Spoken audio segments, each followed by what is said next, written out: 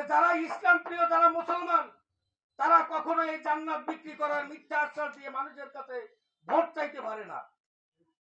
আজকে আমাদের বিএনপি, আমাদের দল থেকে এই পটুয়াখালীতে আপনাদের উন্নয়নের জন্য এমন একটি ব্যক্তিকে এখানে নমিনেশন দিয়েছেন। তিনি ইতিপূর্বে এই পটুয়াখালীর রাজনীতি মঞ্চের একজন জননেতা, সাবেক এমপি, সাবেক সফল দুইবারের মন্ত্রী, স্বরাষ্ট্রমন্ত্রী, বাণিজ্য মন্ত্রী জনাব আলহাজ আলতাফ হোসেন চৌধুরী সাহেব।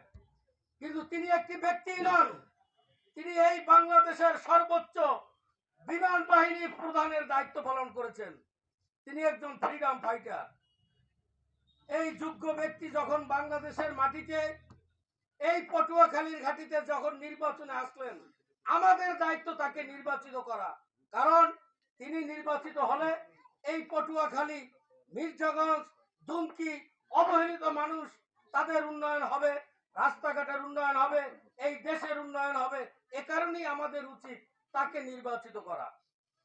কারণ এই দলটির পক্ষ থেকে যদি আগামী দিনে সরকার গঠন করে, তাহলে আমরা আশা করি আলতাফ হোসেন চৌধুরী যদি নির্বাচিত হয়, তাহলে পটুয়াখালীতে তিনি একজন মন্ত্রী হিসেবে অধিষ্ঠিত হবেন, আমরা আশা করতে পারি।